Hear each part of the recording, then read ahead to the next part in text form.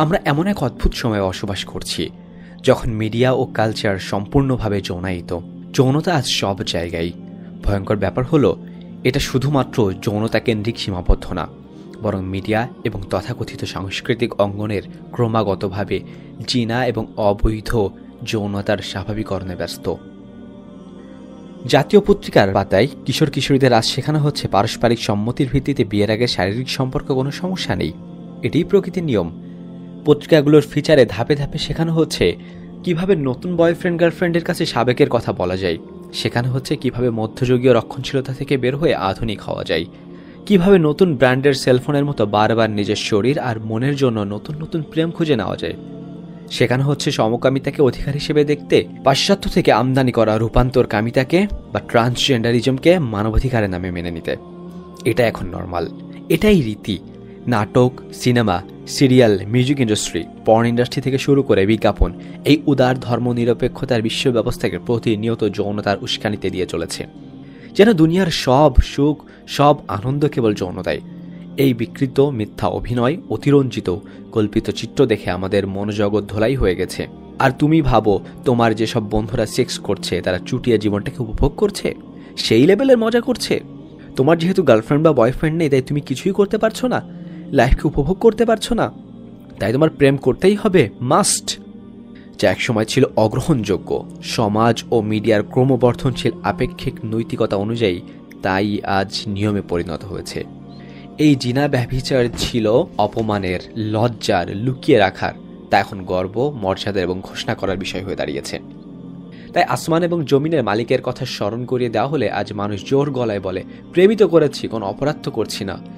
অথবা কেউ হয়তো বলে বসে, আমরা সত্যি সত্যি একে অপরকে ভালোবাসি, আমরা সত্যি ভালোবাসার ক্ষেত্রে আল্লাহর দেওয়া বিধানের বদলে যাই না, এর জন্য আলাদা কোনো হিসাব আছে কিনা সেটা নিয়ে চিন্তায় ফেলে দেয়। কিংবা টেনে আনা হয় সেকুলার সমাজের সবচেয়ে প্রিয় যুক্তি, স্বাধীনতাকে। মাই লাইফ মাই রুলস, যা মন চায় তাই করব, বাধা দেওয়ার তুমি কে।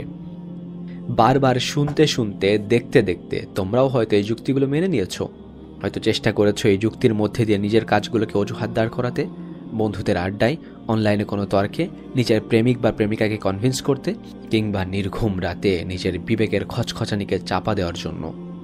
কোনো না কোনো প্রেক্ষাপটে তুমি হয়তো চেষ্টা করেছো এই যুক্তিগুলো টেনে নিজের ভুলগুলোর সঠিক সমীকরণ বানাতে। কিন্তু মিডিয়া আর সমাজের তৈরি করা আপেক্ষিক নৈতিকতার বলিগুলো আড়ানোর সময় তুমি কি চিরন্তন শাশ্বত নৈতিকতার কথা চিন্তা করো, যে নৈতিকতা ঠিক করে দিয়েছে তোমার মালিক?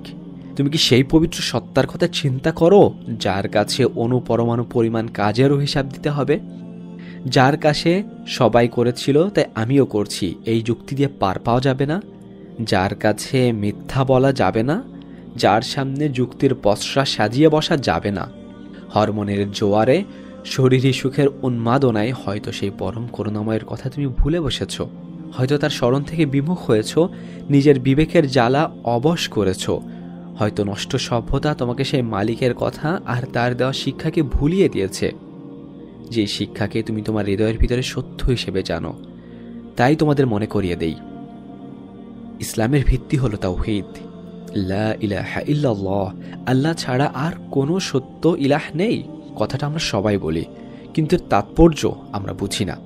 আল্লাহকে একমাত্র ইলাহ হিসেবে গ্রহণ করার অর্থ হলো তাকে নিজের এবং সবকিছুর মালিক হিসেবে মেনে নেওয়া, তার প্রেরিত রাসূল সাল্লাল্লাহু আলাইহি ওয়াসাল্লাম আর তার নির্ধারিত দিনকে গ্রহণ করে নেওয়া, মালিকের সামনে নিজেকে সমর্পণ করা, নিজের ইবাদত আনুগত্য তারই জন্য নির্দিষ্ট করা। লা ইলাহা ইল্লাল্লাহ শুধু মুখে আওড়ানো বলি না, এই কালেমার অর্থ আরশের অধিপতি, মালিকুল মুলক, আল্লাহর গোলাম হিসেবে নিজের পরিচয়কে চিনতে পারা। আমার দেহ আমার সিদ্ধান্ত বা মাই লাইফ মাই রুলস, এই ধরনের কোনো চিন্তার স্থান ইসলামে নেই। ইসলাম আমাদের শেখায় এই মহাবিশ্ব যা কিছু আছে, যা কিছু দৃশ্যমান এবং যা কিছু অদৃশ্য, সব কিছুর মালিক আল্লাহ। তিনি মালিকুল মুলক, আসমান ও জমিন সমূহের একচ্ছত্র অধিপতি, বনি আদম তথা মানুষ মহান আল্লাহর দাস এবং এই পৃথিবীতে তার প্রতিনিধি। আল্লাহ মানুষকে অসংখ্য নিয়ামত দিয়েছেন সম্পদের মালিকানার অধিকার। তবে মালিকানার এই অধিকার মানুষ সার্বভৌম নয়। সবকিছুর মতো মানুষের সম্পদের প্রকৃত মালিকও আল্লাহ। পার্থিব জীবনের সীমিত সময়ের জন্য তিনি আমাদের এগুলো ব্যবহারের অনুমতি দিয়েছেন। এই সম্পদ অনেকটা আমানতের মতো, মানুষ নিজের চাহিদা অনুযায়ী এই সম্পদ খরচ করতে পারবে, তবে সম্পদের প্রকৃত মালিকের বেঁধে দেওয়া নিয়ম মেনে। একই কথা শরীরের ক্ষেত্রেও। আমাদের শরীর, সুস্থতা, আয়ু, জীবন সব কিছুই মহান আল্লাহর পক্ষ থেকে নিয়ামত। তিনি জন্ম এবং মৃত্যু এবং রিজিকের মালিক। তাই শরীরের উপর আমাদের কোনো মালিকানা সার্বভৌম না। তোমার শরীরের মালিক তুমি না, এর মালিক আল্লাহ। সম্পদের ব্যবহার যেমন নিয়ম আছে, তেমনই নিয়ম আছে খাবার, পোশাক এবং যৌনতার ক্ষেত্রেও। মহান আল্লাহর বেঁধে দেওয়া হালাল এবং হারামের সীমানা মানুষকে মেনে চলতে হয়। তাই চাইলেই আমরা হারামের জন্য টাকা খরচ করতে পারি না, চাইলেই শূকরের মাংস কিংবা মদ খেতে পারি না, চাইলেই আমি এই শরীরকে ইচ্ছা মতো বদলাতে পারি না, চাইলেই যে কোনোভাবে যে কারোর সাথে যে কোনো সময় ভাগাভাগি করতে পারি না শরীরের উষ্ণতা। এটাই আমাদের মালিকের বিধান। তার বিধান অমান্য করলে, দুনিয়াতে অবাধ্য হলে আখিরাতে আমাদের জন্য আছে শাস্তি। ক্ষেত্র বিশেষে দুনিয়াতেও থাকবে শাস্তির বিধান। খাবার পানির মতো নারী পুরুষের ভালোবাসা এবং দৈহিক চাহিদা মানুষের সহজাত স্বাভাবিক ব্যাপার। এই চাহিদা পূরণের সিদ্ধান্তর পদ্ধতি আমাদের সৃষ্টিকর্তা বলে দিয়েছেন, আর তা হচ্ছে বিয়ে। বিয়ের ভিতর যৌন সম্পর্ক বৈধ, বিয়ের বাইরে তা অবৈধ। একটা নির্দিষ্ট বয়সে পৌঁছানোর পর মানুষ যখন নিজের ভিতরে যৌন চাহিদা অনুভব করবে, তখন সে বিয়ে করবে। এভাবে সে হালালভাবে নিজের চাহিদা পূরণ করতে পারবে। একই সাথে এর সাথে যুক্ত হবে ভালোবাসা, বিশ্বাস, মমতা। নারী পুরুষের চিরন্তন আকর্ষণের শক্তি কাজে লাগে পরিবার করতে, আর সেই পরিবার থেকে জন্ম হয় পরবর্তী প্রজন্মের। কিন্তু তুমি বিয়ের কথা ভেবে আফসোস করছো না, বিয়ের কথা ভাবছো না, বিয়ে করার জন্য নিজেকে প্রস্তুত করছো না। তুমি আফসোস করছো গার্লফ্রেন্ড কিংবা বয়ফ্রেন্ডের জন্য। তুমি শ্রম ব্যয় করছো যাকে কয়েক মিনিটের শারীরিক সুখের জন্য। তোমার মাথায় সেক্স নিয়ে যা ঘোরে, যে ফ্যান্টাসি তুমি করছো, তার অধিকাংশের সাথে বাস্তবতার কোনো মিল নেই।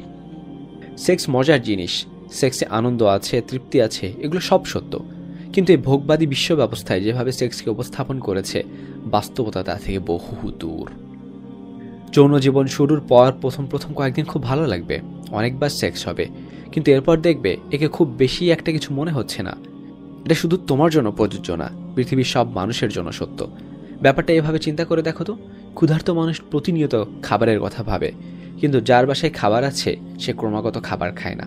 খাবারকে কেন্দ্র করে তার পুরো যৌবন, জীবন, অস্তিত্ব কিন্তু আবর্তিত হয় না। শুধু শারীরিক আকর্ষণ আর ক্ষুধাকে পুঁজি করে সম্পর্ক গড়া যায় না, পরিবার গড়া যায় না, গড়া যায় না সভ্যতা। আজ যৌনতাকে বিয়ে থেকে আলাদা করে ফেলা হচ্ছে, ফলে যৌনতাই লক্ষ্যে পরিণত হয়েছে। কোটি কোটি মানুষ যৌন তৃপ্তির মধ্যে ভালোবাসা খুঁজে বেড়াচ্ছে। যৌন আনন্দ তীব্র কিন্তু ক্ষণস্থায়ী। এই সাময়িক উত্তেজনা দিয়ে মানুষের সব চাহিদা পূরণ হয় না। একজন মানুষকে নিজের করে পাওয়া, চোখ বন্ধ করে তার উপরে নির্ভর করা, বিশ্বাস করার, নিজের সুখ দুঃখ তার সাথে ভাগাভাগি করার, দুজনের ভালোবাসায় একটা শিশুকে বড় করার যে স্বাভাবিক তাড়না মানুষের রক্তের মধ্যে খেলা করে, স্রেফ সেক্স দিয়ে সেটাকে মেটানো যায় না। কিন্তু মানুষ আজ তাই করার চেষ্টা করছে, নিষ্ফলভাবে ছোটাছুটি করছে, দেহ থেকে দেহে, বিছানা থেকে বিছানায়, নিজের শরীরকে সস্তায় তুলে দিচ্ছে অন্যের হাতে, কিন্তু তৃপ্ত হতে পারছে না।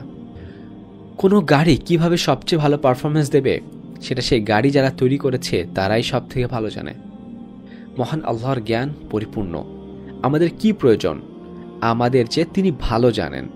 তাই তিনি আমাদের জন্য এমন পথ ঠিক করে দিয়েছেন যা আমাদের জন্য সবচেয়ে ভালো। কিন্তু আমরা আজ তার কথাই ভুলতে বসেছি, তার নির্দেশনাগুলো উপেক্ষা করে চলেছি। বাবা মা সন্তানদের কোনো ক্ষতি চান না। সন্তানকে ক্ষতিকর কিছু করতে দেখলে তারা ক্রুদ্ধ হন, ব্যথিত হন। আল্লাহ সুবহানাহু ওয়া তাআলা আমাদেরকে মা বাবার চাইতেও বহুগুণ বেশি ভালোবাসেন।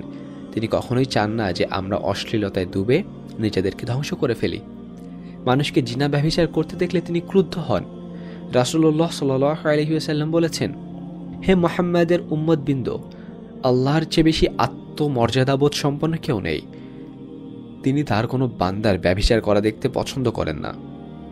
তিনি বলেছেন, যে বিষয়গুলোর ব্যাপারে আমি তোমাদের জন্য আশঙ্কা করছি সেগুলোর মধ্যে কয়েকটি হলো তোমাদের উদর এবং লজ্জাস্থানের বিপদগামী কামনা বাসনা এবং রিপু অনুসরণের পথভ্রষ্টতা।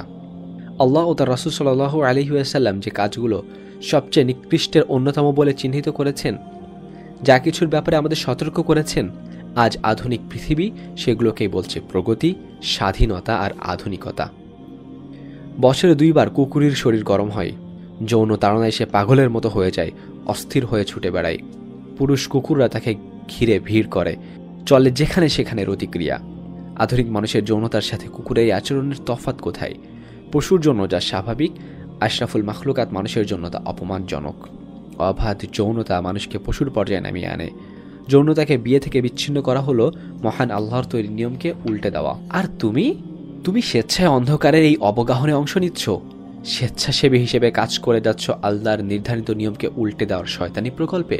পশুর পর্যায়ে টেনে নামাচ্ছ নিজেকে, নিজের অন্তরাত্মাকে ডুবাচ্ছ ক্লেদাক্ত কলুষিত অন্ধকারে।